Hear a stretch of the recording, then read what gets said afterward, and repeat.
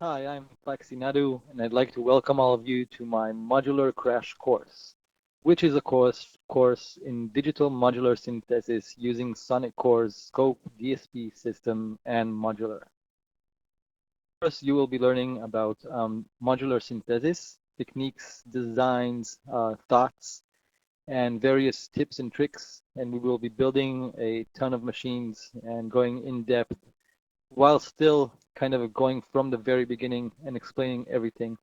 So this course is perfect for both the beginner and intermediate user, and I think the expert user will also have a lot of fun just checking out.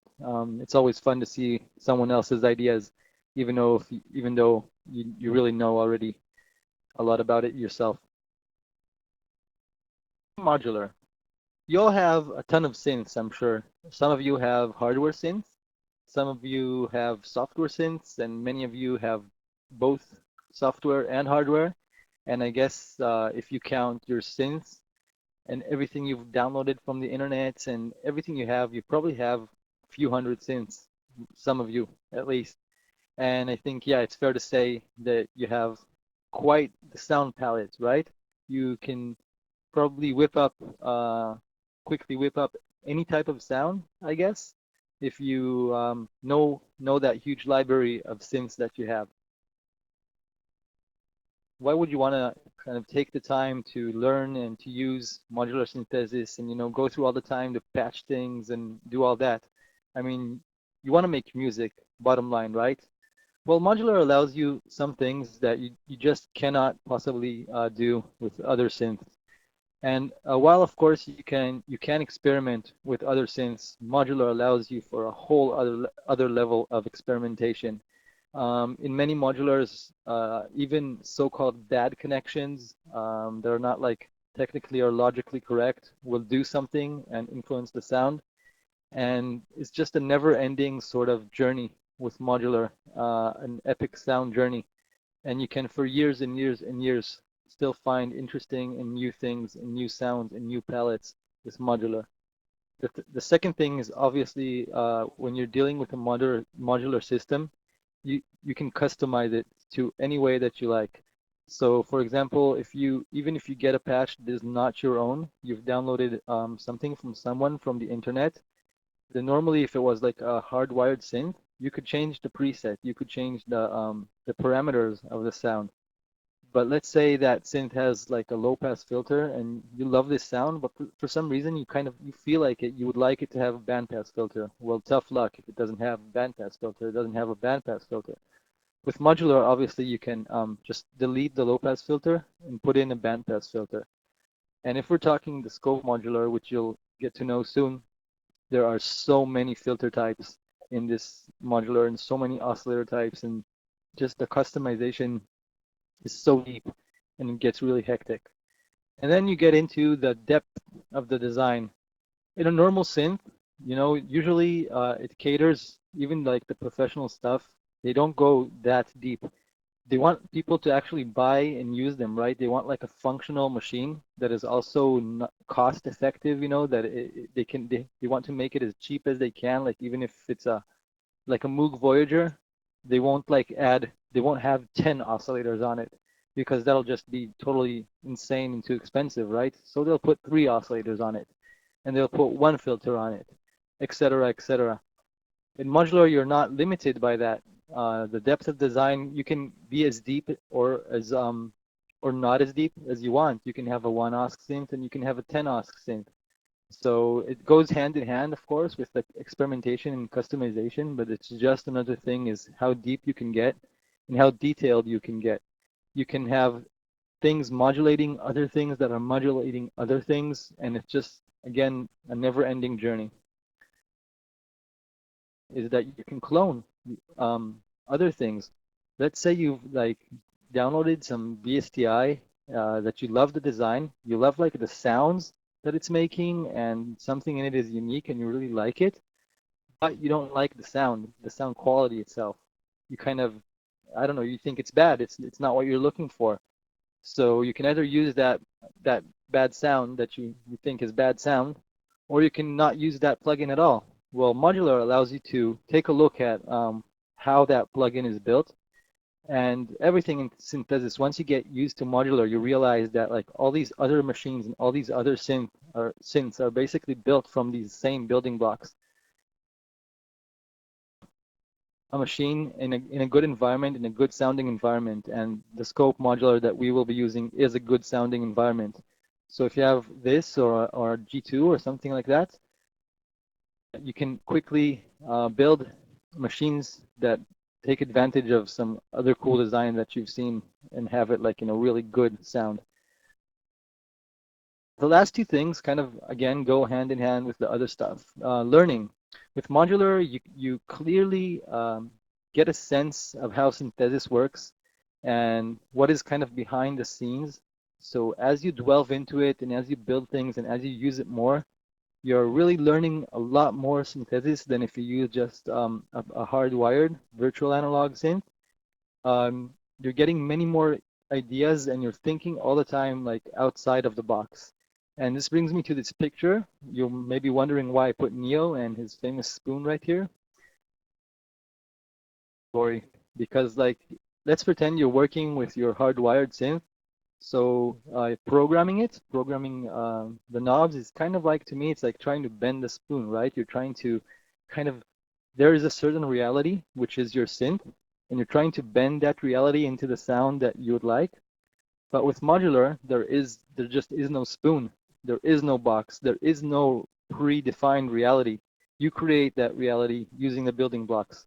And you're limited only by your imagination, creativity, technical knowledge, and what you want to achieve, bottom line.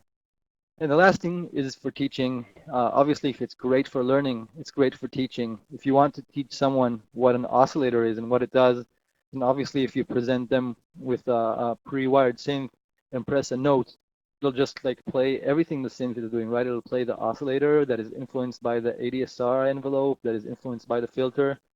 But with modular, you can just open an oscillator, connect it to the output or to an oscilloscope, and quickly explain to someone what is an oscillator, what it does, what it sounds like, what it looks like, and the different parameters for it. So it's like the number one teaching tool for synthesis for me. Now that you're convinced that you totally need and want to know everything about modular, let's talk a little bit about the different kinds of modular systems, the different concepts and designs that there are out there. So obviously the first thing that, like, especially if you're like an analog freak from back in the day, then yeah, maybe you have a problem with digital, maybe not, but yeah. So the first thing that you see here that I've put down is, yeah, it's digital versus analog. And it's not just like the obvious thing that you might come to mind when I say digital versus analog. You'd say, yeah, the sound quality, right? The fat analog sound versus that cold digital sound. But you know what? Let's set that aside. Let's not even go there. Let's say that analog is great sound and digital is great sound, and in another way. But there is another difference between analog and digital, and that is the functionality. And I think well, there's one way in there's one winner for analog and one winner for digital for me. In analog, the winner is the performance aspect of it. If you have a nice big analog modular system, you can really perform with it and you can really get like the feel of a musician going with it. With a digital modular, maybe a little bit less. Of course, you can route controllers and everything, and that kind of nullifies that argument for analog, but analog is just so hands-on. It's plug and play, while digital is a bit requires some setting up. So fair enough for that. Although there are digital systems that are very, very performance oriented, like the Nord modular and stuff like that. Though for me, for digital is like the vast that you have in digital and like the amount of them that you can open up. Let's say you have an analog system, and even if you have like a huge analog modular system, I very much doubt that you have 5 bandpass filters that you can insert a noise module into them in series and then output that into a low pass filter and high pass that. And I really doubt you have like 5 or 10 separate LFO modules like we're going to be using. And I doubt you have 10 envelopes, etc., etc. So in analog, obviously you can get really cool and fat and performance-oriented patches, but in digital you can just get really crazy with stuff. And another thing that I think is type of modulars is of course the clock sync. Obviously you can clock sync analog modulars as well, but in the digital world, all you got to do is send like it's always on time. You turn on your computer and you have a synced digital system, a digital modular system that can just be inside your computer. The whole control is inside your computer, even if it's like an external machine like the scope. So depth of the modules. Each modular system, before like the people that design it, before they kind of move forward and start designing the modules and then the GUI and everything, they have to kind of make a decision whether like the end result should be a low level or mid level or a high level modular. What does that actually mean?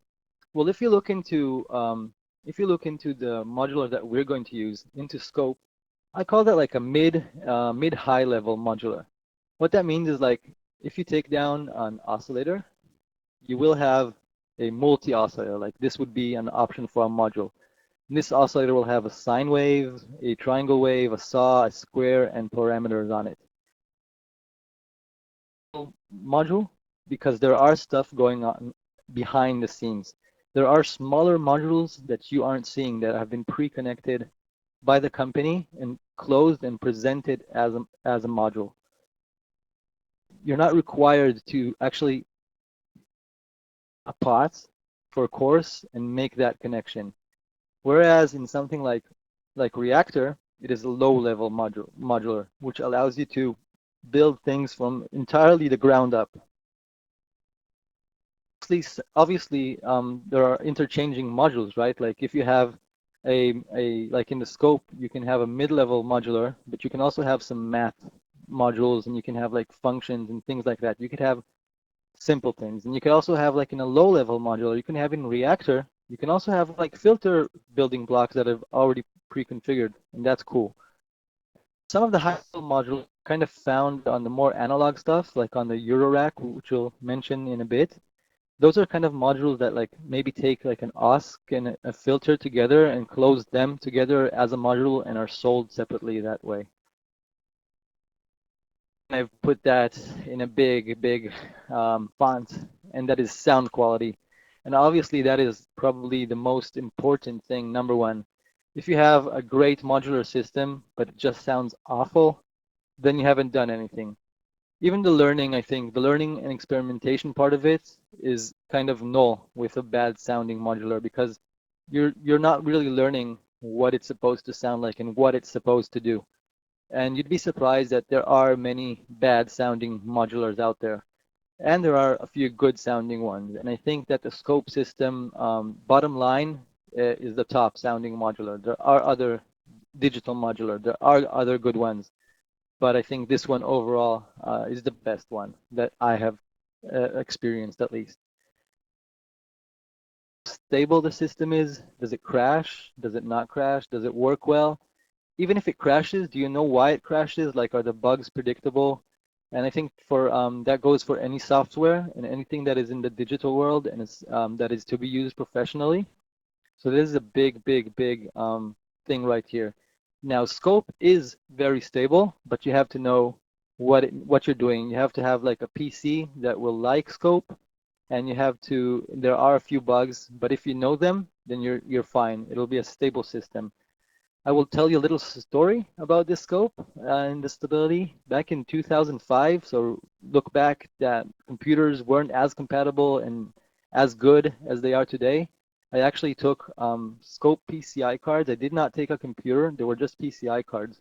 So I took my scope PCI cards to a show. I had a live performance in Germany, and I took them in my suitcase without having any idea if it would work over there. And when I got there, the people at the gig, they provided me with a computer from like they had a computer store donate a computer for me for the show, and I just stuck my cards in there, clicked install, prayed that my drivers and everything will work, and it was like magic. The show worked very well. It didn't have one problem during the show, so that's a big win the scope. Another thing is the DSP management. How well does the if it is an external device like the scope or the Nord modular, then there are DSP digital signal processing chips on it.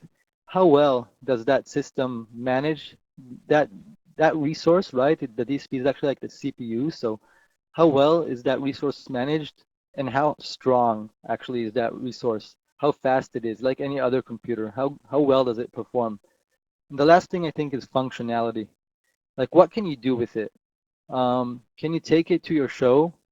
Is it just a studio equipment thing? Is it something that you can really fast patch like in real time? Or is it something that needs a lot of thought and a lot of planning? Like Reactor, if you use the high level modules, then obviously it's more performance oriented. But if you're building from scratch, then it's not very functional, right? If you're taking like an oscillator and then the knobs and you're starting to build things, it'll take quite some time. You can't like build a working patch with low levels in a few minutes. Um, and also obviously in mid and higher level modulars, it's much faster. Like in Scope, I can build things really quickly because I know the system, but because also it is built towards offering me that. So I kind of call it like the difference between like a technician and a programmer and a musician. And you're wearing both hats when you're working with modular systems. But like, let's say if there was like a scale, if you like technician was all the way to the left, and then musician was all the way to the right. It's up to you. Where do you want to be? You know, if you want to be more of a technician, if you want to be like right here, then yeah, work with Reactor. If you want to be right here, work with the scope. So I think this is like a big thing, the functionality of the system. And obviously whether you can take it out of the studio or not and how does it work. Both like the scope used to have like a deficiency in this regard because they were just the PCI cards. Like when I took my cars to Germany, it's not something I think anyone would do, everyone would do, and I don't know if I would do it that again as well, but now there is the Scope Excite card, which we will talk about in just a moment, which is external. So it's now fully functional and fully integrated for live as well. So that's cool. The modular systems, the world is full of them. So we really like the scope, obviously, as you know, and we're going to be using that for our particular tutorial. But you might not have that. You might want to have it one day. You might want to get a little bit started in the modular world before you invest in the scope. So I'm just going to have a talk quickly a little bit about what other systems there are, and some of them I already mentioned. In the analog world, there are a few formats. There's obviously more than I've written here. There's the Eurorack format, which is a really big format going on right now, and it was invented or developed by Doepfer. And basically, Doepfer started his own modular system and called it the A100. And then he kind of made he got other companies to work in the same format. And now it's called the Eurorack format. And the modules are interchangeable. So it's really cool because you can get modules from different companies and integrate them into your system. .com make their own closed analog system, Blazeit, Paya. There's more Oakley Sound and obviously the older vintage stuff like the Moog modular and like the Roland modular, EMS, many things. We've talked about the Nord modular and the G2. Both are not produced anymore by Clavia, which is maybe a little bit of a shame. I've had both and I've really liked both. Really good systems with a really good sound. I think it's in some ways, in many ways, comparable to Scope, but in a different way. They have a different tone. So I'm not even going to go into the discussion which is better because I really like both.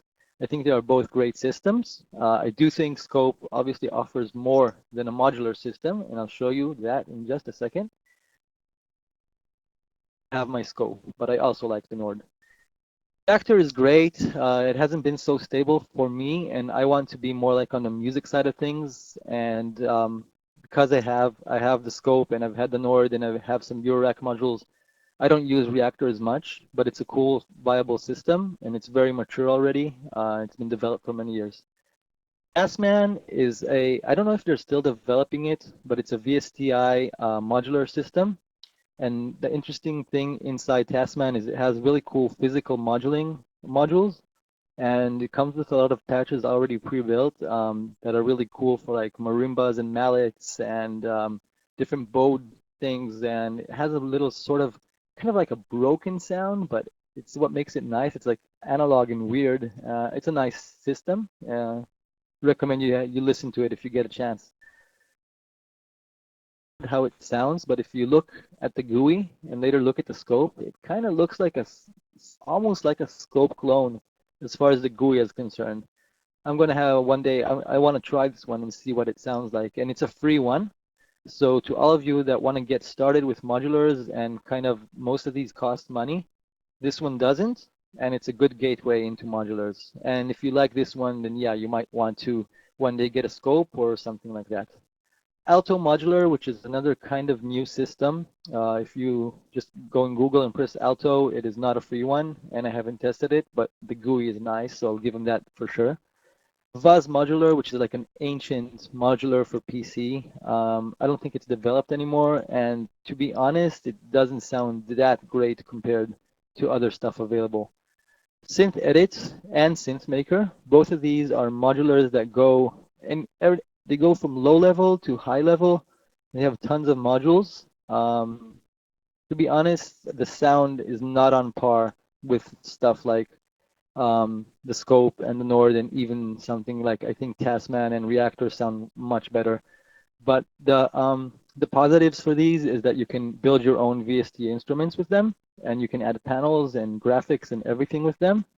And you can also program your own modules into them. So I might have like kind of the sound a little bit, but if you're like a kick-ass programmer and you can program your own modules into them, and maybe you'd come up with great sound. So yeah.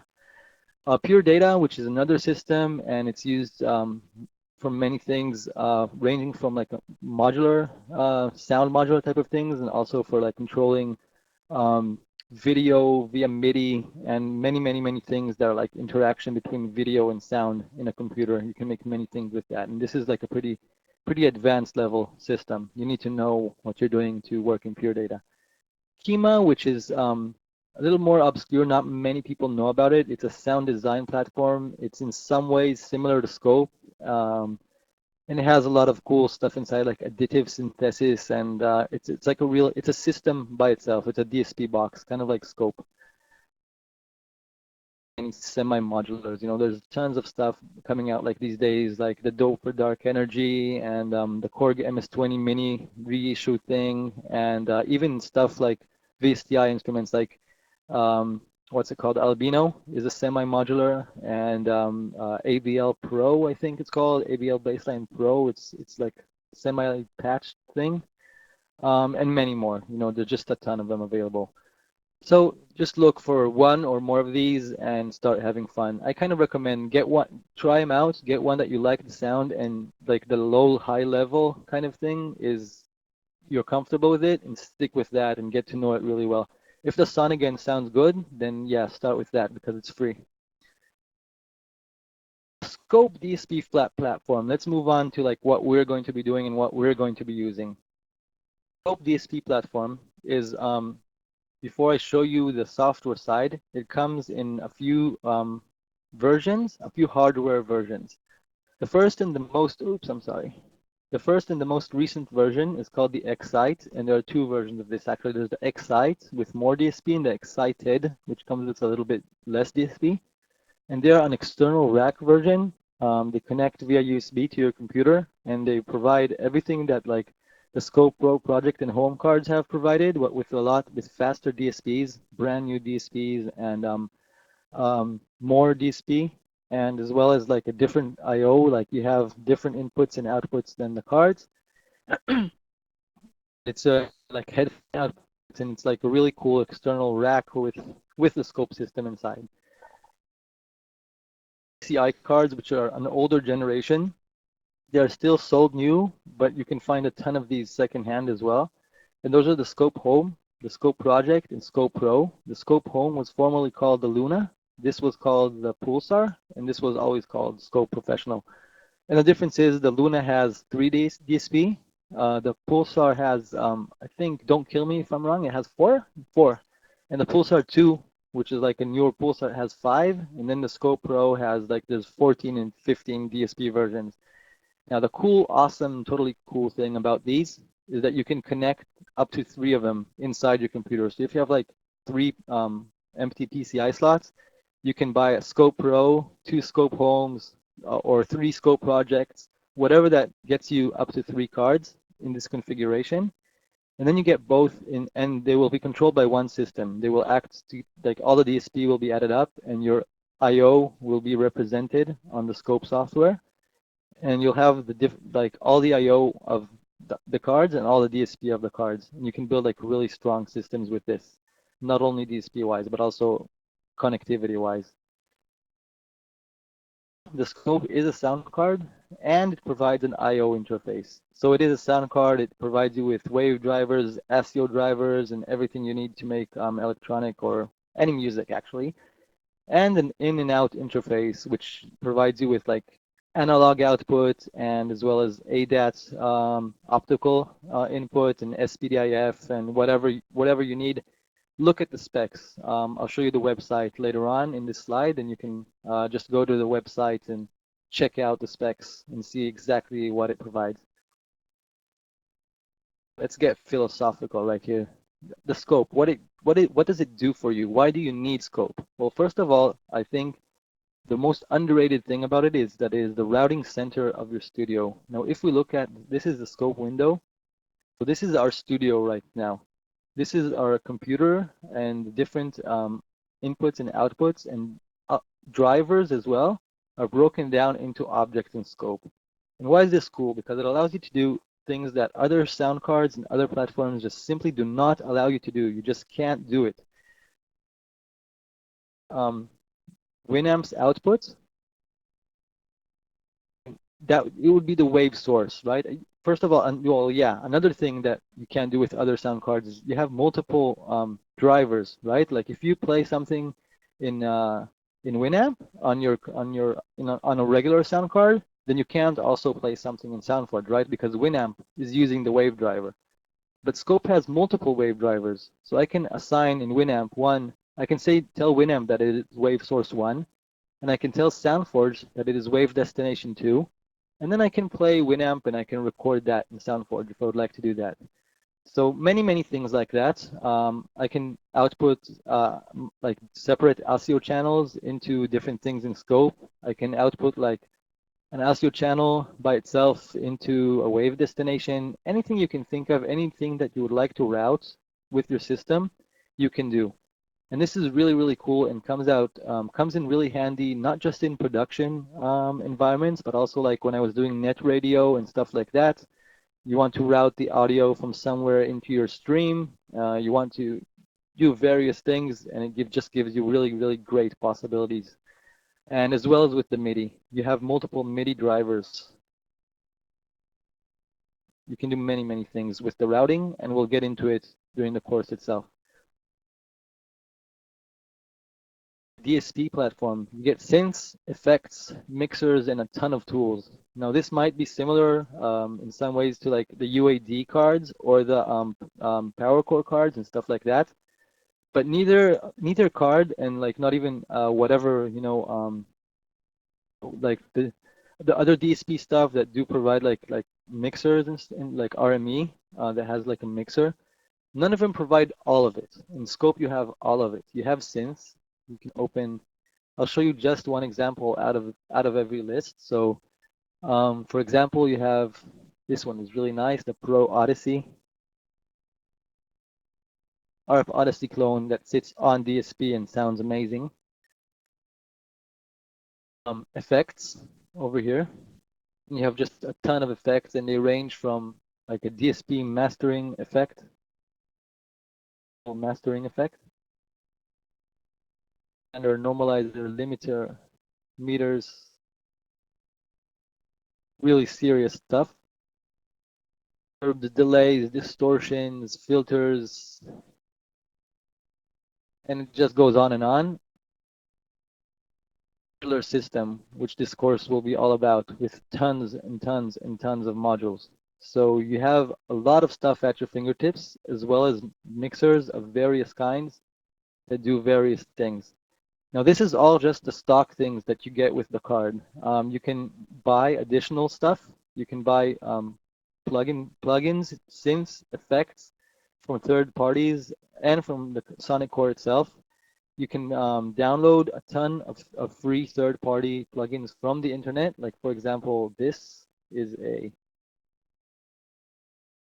TB303 for the scope, and it is free. One of the users, Asaf Dar, which also made Flexor, which we will see in our modular course, some of his friends. So, and it sounds really nice. And I haven't even, like, I stopped downloading stuff for scope from the internet at some point because it just, there's so much. Like, I have a few dozen here, and there's probably like a couple. I don't know if it gets to hundreds, but there are a lot of stuff that you can download. And the last thing is, other than the modular system, which we mentioned was like a mid to high level kind of modular, there is also an SDK. And you can actually design synths like that guy, like Asaf did. You can get the SDK, and actually you get the backend. You get a really low level modular. So we're looking at the actual modular. I actually do have the SDK. I'm not going to show it. Okay, forget it. I do have the SDK. I don't use it much, but what it is just the same thing, but really, really low level. And you can design panels and close them as devices for the scope. So once you get deep into modular, if you already are deep into modular, and if you're into programming, then this is really an awesome thing. Good things, you can contact Sonic Core and they might be interested in like cooperating with you and selling it. So let me just have a sip of tea. And let's get on with the scope modular itself. Just a few things about the modular. Obviously, it's a digital DSP based modular. So when we talked before, in this slide about like the digital versus analog and sound, all of these things, if you remember what we've mentioned here, so this is a digital DSP based modular as opposed to whatever, and it has like whatever with the good and the bad, the good, the bad, and the ugly. But I don't think there's much ugly. The good is that, of course, like we said, it's digital. It's at your fingertips. You can load a ton of modules. You're limited just by your DSP and not by like, oh no, you want another filter, but it costs 200 euros because it's analog, etc., etc. The bad may be that I don't know. For me, there is no bad. I just think I accept it for what it is, and it sounds great. And I actually don't think that I don't think there's any real deficiencies for a digital modular. If you want, get analog modules as well. There's like you don't need to have one or the other. You can invest in both over time. I'm not the only one that says it has a great sound. If it's good enough for people like Hans Zimmer, it's certainly good enough for me. It's really small in this picture, but like Waldorf has made an oscillator for the scope modular, and some really serious people are involved with the scope system, like John Bowen and like Asaf Dar from Adern, and really serious musicians that I know that use this system. So it's really renowned for the great sound that it has.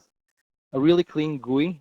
The connections obviously like in any modular will get really messed up, but I like the way the scope modular is handled and how it looks and how the cabling and how the connections behave. I think it's relatively easy to understand. Third-party modules that you can download from the net. Some of them are free, while some of them are not. There are literally hundreds. It is totally insane. I stopped downloading those as well at some point. Oh, I see. I don't have I need to like install my folder of third-party ones. But I have a ton of them. It's just insane. And then there's like packs for sale, like the Adern Flexor pack that I've mentioned. And this is like a really, really great pack. Like I think for me, this is a must-have, and it really adds tones to this modular. And we will be getting into this particular add-on pack in our course. Much if you browse around the internet, and I'll show you some websites, and you can download all of those, and really never ends. Another thing that is a strong point, it's obvious, but it is part of the cool thing is it integrates obviously flawlessly within the Scope system. So yeah, all it takes, if you're using it as your studio anyway, which I am, then I have Modular at my fingertips. All I just need to do is open a window, and I have a Modular. And I can quickly make the connections, connect MIDI, connect it out, connect it to ASIO. It goes straight into my music. Of course, the SDK, which we've mentioned before, that allows you to make devices for the Scope DSP platform. The same SDK allows you to actually build modules for the modular. So you can, like all these third-party modules, obviously they're built by people. So they're built with the SDK and then closed as modular modules. So if you want to get really funky down the line someday and work with the SDK and make your own modules, that is possible and really cool as well. A few of the resources about the Scope modular and about modulars in general and synthesis in general that can get you going. The one coolest site, and I put it right here on the top, and really props for this site, is cwmodular.org. And if you go into this section, modular, module from the Creamware modular, including many of the third-party ones, like they actually went through all of them.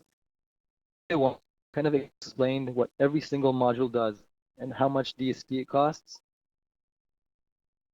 And even if you don't use Scope, if you're using any other modular system, this is a resource for you, because in many systems it's the same. A band reject filter is a band reject filter. Granular stuff, if you want to get deeper, if you want to know what some of the more funky modules do, and sometimes, it's really accessible. It's a really, really cool website, and also illustrates many times like the wave, what the wave looks like coming out of a certain module and stuff like that. So this is a major resource, cwmodular.org. You have Planet Z, which is the top forum for the Scope platform. For many, many years, I guess, since the platform has started, and there are all the power users of Scope are here. Some people from the support of Scope, and some really serious people like Roland Kuit, which is like a really top synthesist, like world-renowned synthesist, and he's on this forum. And Dawman, which is a guy using Scope to play live shows of like rock music and stuff like that in Las Vegas. So this forum is a huge resource, and even not just for modular, just like for music production. If you go into the off-topic section, these are serious guys discussing music stuff here. So shouts to the Planet Z people. Obviously, the Sonic Core website, where you can read up on Scope, buy Scope, whatever. It's a fanzine for Scope, and just look at how cool the user base is. I love this. This is just some guy that loves and uses Scope for many years and decided to make a Scope magazine. And there are actually many, many, many issues to the archives. Really props to this guy. So if you want to learn more about, not just about Scope, about musical production, about how people are using different things, this is a really nice site. Then we have, let's hold the thought with BC Modular. Oh, talk about there are other sites for other modulars, and for synthesis in general. Electromusic is a forum for synthesis, and Muff Wiggler is a forum that deals mostly with analog modulars, like the Eurorack format and other formats. KVR modular section. KVR is like the VSTI kind of forum for developers, and there's a modular forum section there when people can talk about stuff. The C Sound book, I highly recommend this book. It's a print book. It costs $60, and it's like 1,000,000 pages. Yeah, not a million, but like a few hundred pages, and it comes with here, there it is, 740 pages, 32 chapters with additional like 50 chapters on a CD-ROM and 2 CD-ROMs that come with like the C Sound program itself. So basically what it is it's like it breaks down synthesis into like the really, really lowest possible core, which is mathematics and programming. Now this book is not for everyone. I must say that like the first time I read it, I didn't understand anything. And then the second time I understood a little. And right now I'm probably at a point where I understand just a little more than a little. But it is a great resource.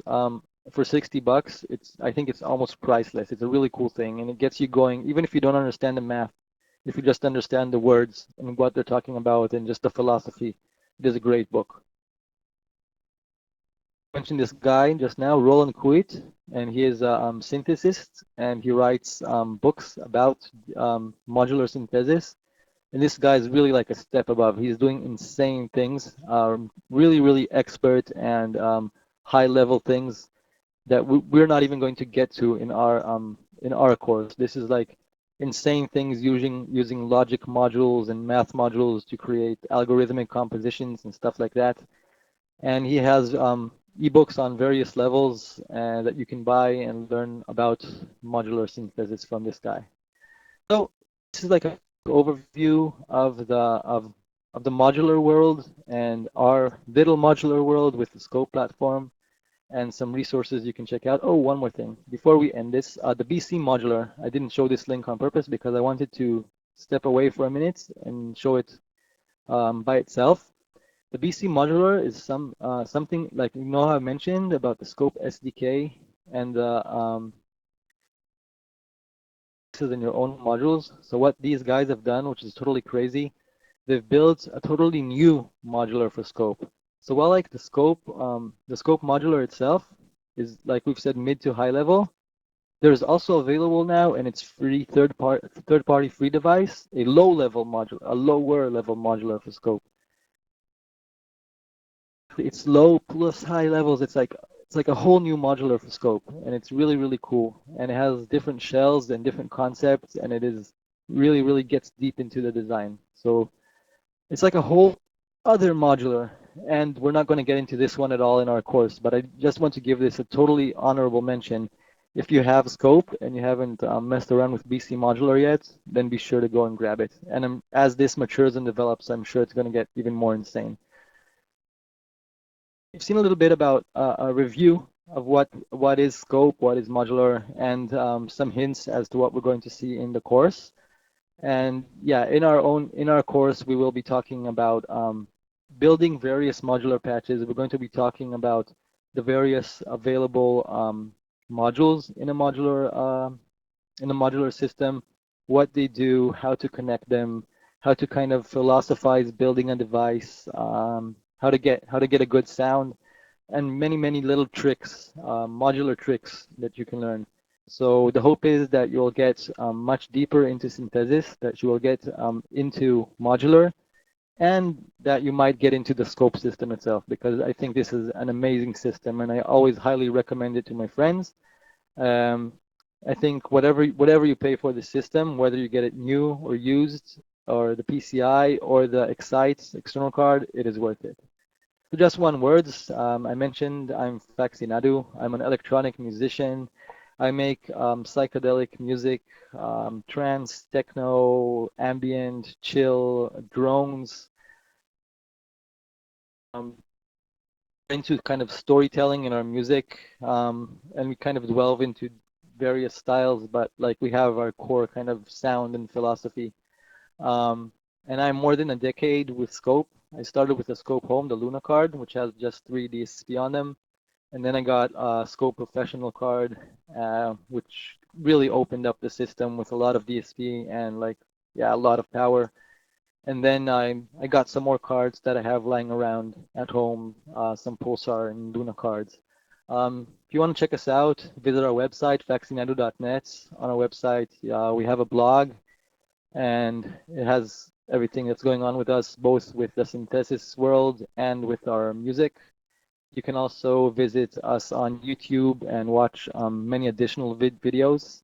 And we would love it if you visit our SoundCloud and listen to our latest music and follow us and give us a shout out there to our music.